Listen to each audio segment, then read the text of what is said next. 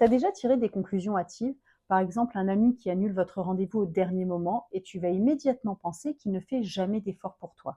Et pourtant, il peut y avoir plein d'autres raisons d'annuler un rendez-vous. Aujourd'hui, on parle de l'inférence arbitraire. C'est lorsque ton cerveau déteste le flou. Dès qu'il manque des informations, il remplit les blancs tout seul, et souvent avec le scénario le plus inquiétant.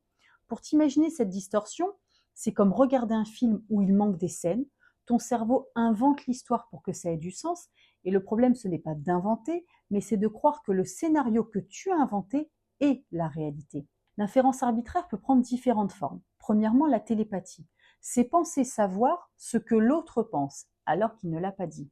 Et deuxièmement, la prédiction négative.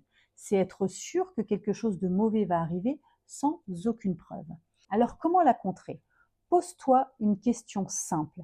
Est-ce une certitude ou une hypothèse? Et tu verras que la plupart du temps, c'est une hypothèse. Prendre conscience de ces distorsions cognitives n'est pas toujours évident, mais en thérapie, on apprend à les repérer et à les transformer pour avoir des pensées plus justes et équilibrées.